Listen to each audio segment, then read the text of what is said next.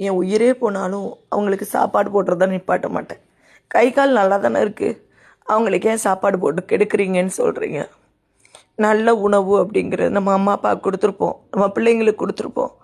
ஆனால் ரோட் சைடில் எத்தனை பேருக்கு வாய்க்கு ருசியாக சாப்பாடு கிடச்சி எத்தனை நாள் ஆயிருக்குன்னு உங்களுக்கு யாருக்காவது தெரியுமா?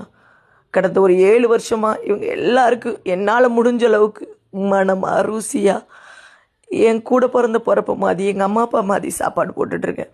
ஆனால் ரொம்ப பேர் கேவலமாலாம் பேசுகிறீங்க.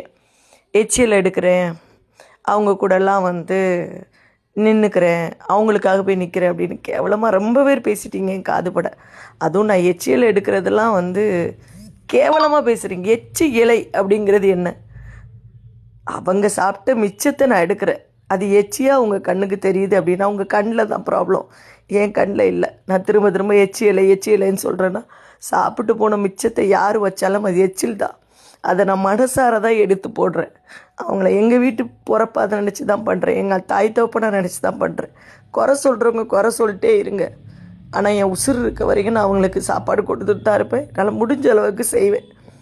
அவ்வளோதான் என்னோடய மனசு. ஆனால் இலை எடுக்கிறதெல்லாம் குறை சொல்கிறவங்களெல்லாம் இங்கே என்ன சொல்கிறதுன்னு தெரில. கடவுள் இருக்கா, அவ்வளோதான்.